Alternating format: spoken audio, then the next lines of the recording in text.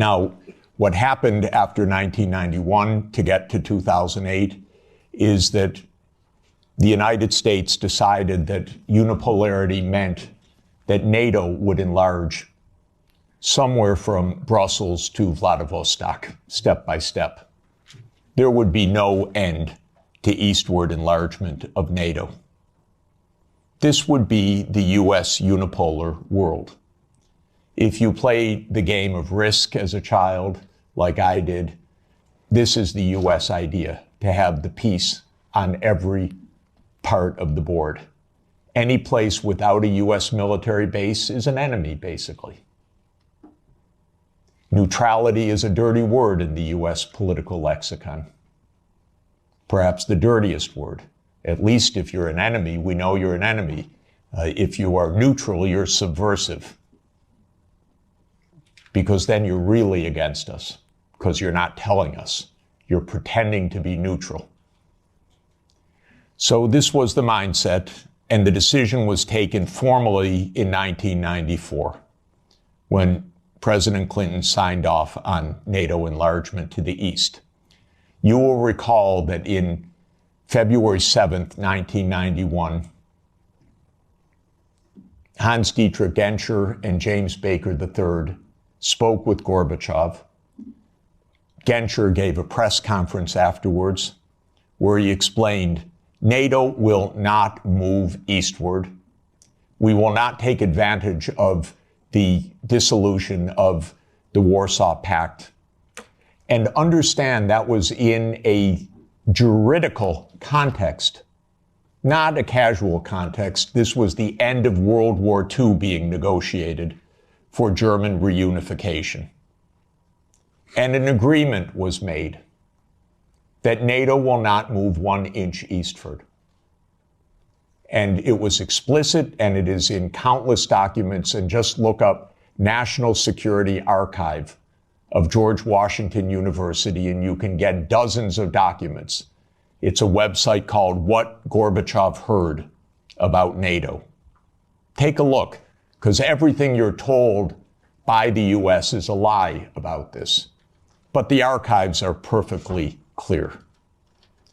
So the decision was taken in 1994 to expand NATO all the way to Ukraine. This is a project. This is not one administration or another. This is a U.S. government project that started more than 30 years ago.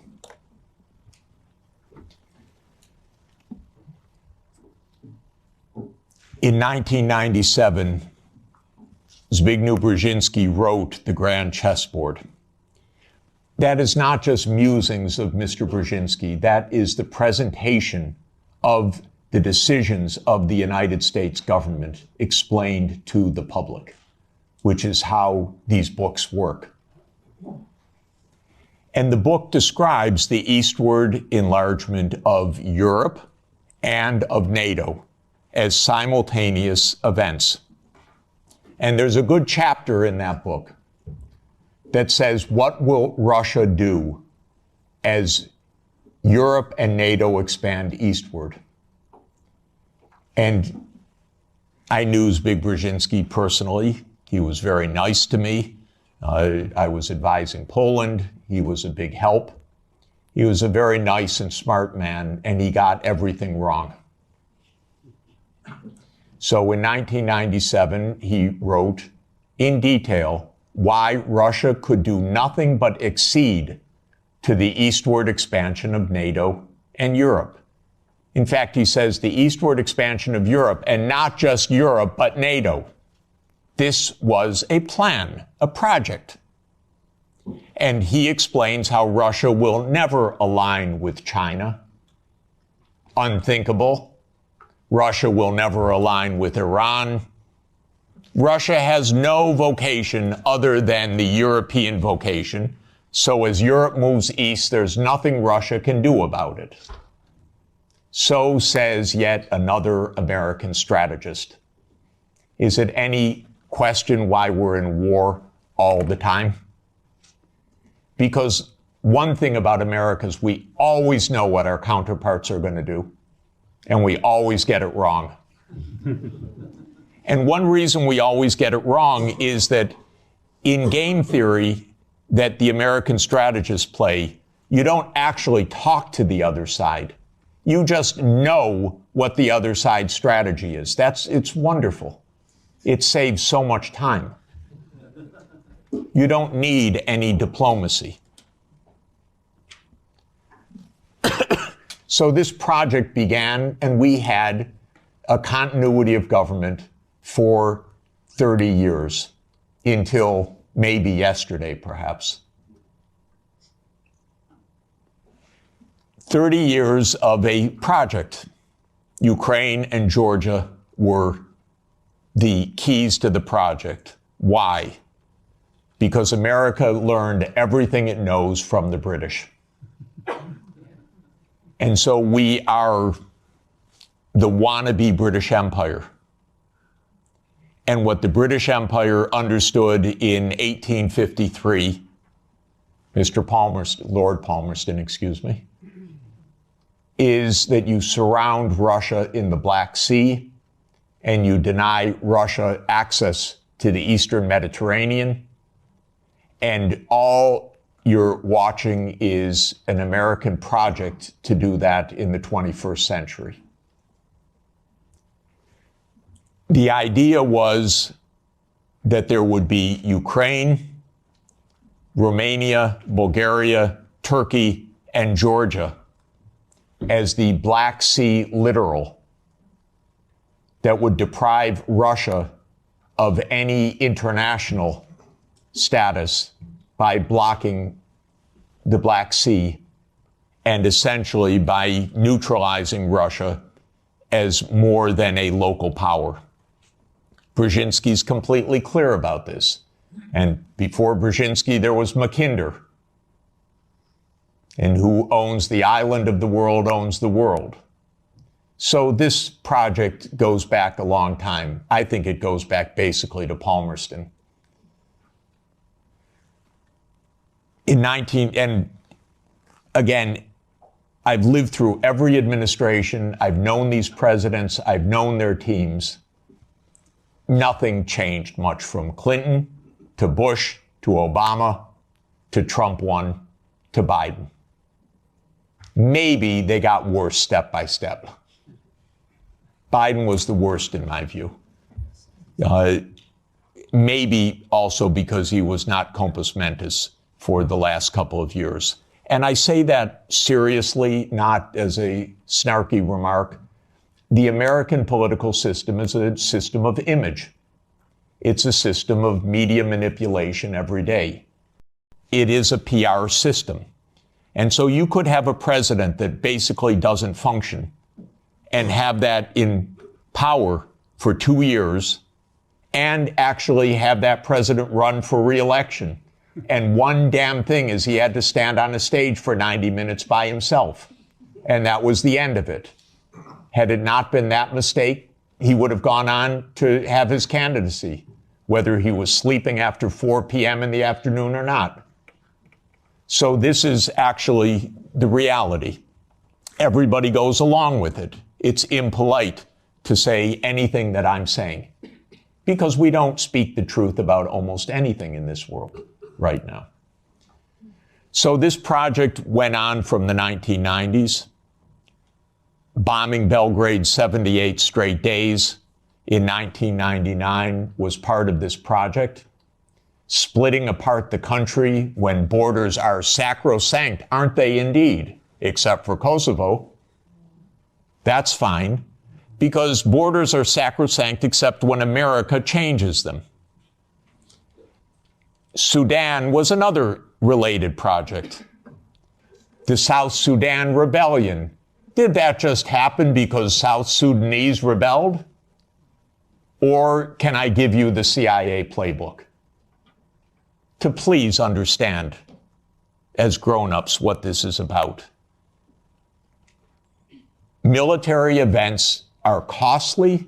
They require equipment, training, base camps, intelligence, finance. That comes from big powers. That doesn't come from local insurrections. South Sudan did not defeat North Sudan or Sudan in a tribal battle. It was a U.S. project. I would go often to Nairobi and meet U.S. military or senators or others with deep interests in Sudan's politics. This was part of the game of unipolarity. So the NATO enlargement, as you know, started in 1999 with Hungary, Poland, and the Czech Republic. And Russia was extremely unhappy about it. But these were countries still far from the border. And Russia protested, but of course to no avail. Then George Bush Jr. came in. When 9/11 occurred, President Putin pledged all support. Takeaway. Sachs provides a detailed historical critique of NATO's eastward expansion, arguing it was a deliberate U.S. strategy launched in 1994 under Clinton to assert unipolar dominance, contradicting explicit assurances to Gorbachev in 1991, e.g., from Hans-Dietrich Genscher and James Baker, that NATO would not move eastward post-German reunification. He cites Zbigniew Brzezinski's 1997 book, The Grand Chessboard, as a blueprint for this expansion, claiming it aimed to encircle Russia, though Brzezinski misjudged Russia's response, e.g., aligning with China and Iran. Sachs ties this to a longer Anglo-American tradition of containing Russia, referencing British strategies under Lord Palmerston in the 19th century to control the Black Sea, and connects it to modern U.S. actions like the 78-day bombing of Belgrade in 1999 and support for South Sudan's secession. He accuses the U.S. of viewing neutrality as subversive, pursuing a risk-game strategy to place military bases everywhere, ignoring international obligations or Russia's security concerns. Analysis. Sachs' focus on NATO expansion as a U.S.-orchestrated project is a cornerstone of his argument, supported by references to the National Security Archive and Gorbachev's negotiations, offering a documentary basis that strengthens his case against mainstream denials of such promises. His invocation of Brzezinski's text positions it as a smoking gun of U.S. intent, though he simplifies its role as a policy driver rather than a scholarly reflection. The historical parallel to Palmerston's Black Sea strategy adds depth, suggesting a continuity of Western imperialism, but risks overstretching the analogy across centuries. Examples like Belgrade and South Sudan aim to illustrate this pattern, yet Sachs' attribution of these solely to U.S. causation, e.g., implying South Sudan's rebellion was a CIA playbook, lacks detailed substantiation, inviting challenges from historians who see local agency or multilateral factors. His risk game metaphor vividly captures U.S. ambition, but his dismissal of neutrality as a U.S. dirty word may overstate ideological rigidity, ignoring pragmatic U.S. alliances with neutral states historically. Summary. Sachs argues that NATO's eastward expansion since 1994, formalized under Clinton, was a U.S. strategy to dominate a unipolar world, breaching 1991 promises to Gorbachev that NATO would not expand east. He cites Brzezinski's The Grand Chessboard as evidence of a plan to encircle Russia, miscalculating its alliances with China and Iran, and links this to a British-inspired containment tradition from Palmerston's era. Sachs points to U.S. actions like bombing Belgrade in 1999 and backing South Sudan's secession as part of this aggressive stance, accusing the U.S. of rejecting neutrality and pursuing global military dominance akin to the board game Risk, disregarding Russia's red lines or international norms. Conclusion.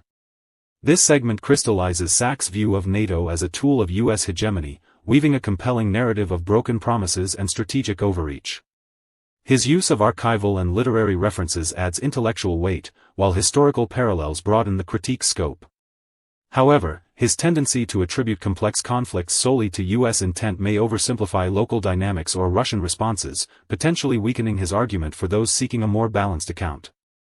The risk game framing is a striking rhetorical device, encapsulating his thesis, though it risks reducing geopolitics to a caricature, challenging listeners to weigh his evidence against conventional interpretations.